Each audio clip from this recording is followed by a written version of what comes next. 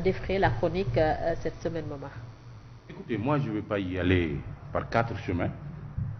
Je ne vais pas non plus user de formules ou de précautions oratoires pour enrober mon propos, pour dire ce que je pense.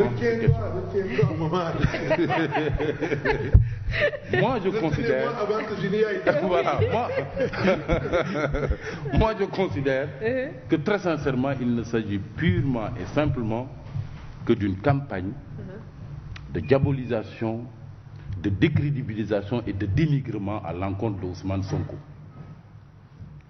Avec la complicité d'une certaine presse, avec la complicité aussi de certains qu'on présente comme des journalistes, mais qui ne le sont plus en réalité, parce qu'ils ont troqué le costume de journaliste avec le manteau de politicien, et depuis très longtemps, et ils ne s'en cachent même pas.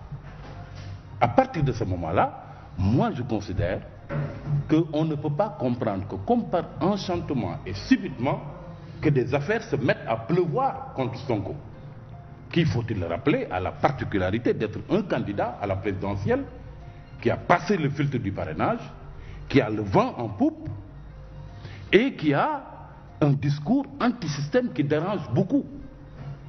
Et à y voir de près, il n'y a même pas d'affaire Sonko. Parce que ces affaires-là, parlons-en.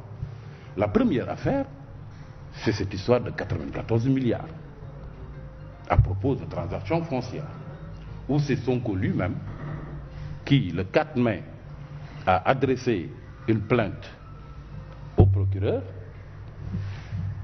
4 jours après, le 8, qui a écrit une lettre de dénonciation à l'IGE, et où il cite nommément le directeur des domaines comme étant au centre de ces micmacs qui ont permis à une poignée de cadres, d'hommes d'affaires et de hauts fonctionnaires de tous ces 94 milliards.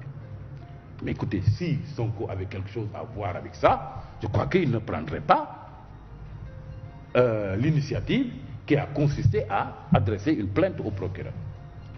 La deuxième affaire s'est dégonflée malheureusement, malheureusement pour ceux qui ont essayé de la monter. Ça s'est dégonflé comme un ballon de baudruche. C'est quoi? On dit que Sonko aurait, contre des services rendus à Tulay Hall, reçu 195 000 dollars. 117 millions de francs CFA. Or, qu'est-ce qui s'est passé? Le site ghanéen qui avait mis en ligne, ce qui n'était pas d'ailleurs un article de presse mais une contribution, l'a aussitôt retiré, quand ça a commencé à faire du bruit. La deuxième chose, la journaliste dont on dit qu'elle avait signé l'article dément avoir écrit un article de cette nature. Et troisièmement, cette fameuse note confidentielle qu'on dit avoir été envoyée par Tulay Hall et impliquant Sonko, mais écoute, n'existe pas. Et Tulay Hall dit ne pas connaître Sonko. Donc en réalité, il n'y a pas d'affaire Sonko. Pour l'affaire des 94 milliards, je crois que s'il faut la dénommer, c'est plutôt l'affaire Mamour Diallo, directeur des domaines. Mais pas l'affaire Sonko. La deuxième affaire, bon, n'en parlons même pas, parce que ça s'est dégonflé encore une fois comme un ballon de baudruche. Bon, moi je pense que... Autant d'acharnement, si on se réfère au propos de Momar Diong. C'est vrai que c'est une journée très sombre pour la presse sénégalaise d'une manière générale, qui est considérée comme une presse de qualité. Partout où nous allons, en Afrique et un peu partout, on parle de notre presse comme étant une presse de référence. Je pense qu'au-delà de ces journalistes, moi je considère que c'est nous tous qui sommes blessés dans notre âme.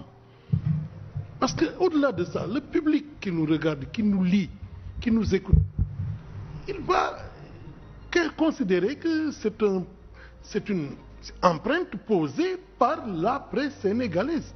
Ils ne feront pas le distinguo, malheureusement, entre Momar Diong, Amina, moi-même ou quelqu'un d'autre. On met tous les journalistes dans le même sac.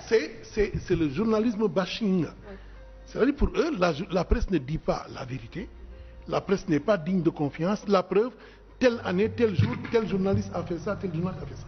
Donc de ce point de vue-là, c'est nous qui malheureusement devrons porter ensemble ce deuil. Parce que c'est quand même un coup dur à porter à la presse.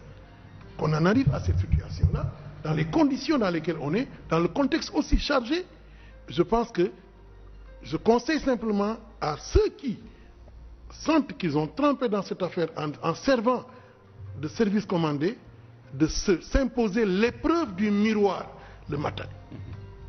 C'est ce que j'ai à dire. En tout cas, attention au mercenariat, et Moussa Dadi Camara est encore vivant.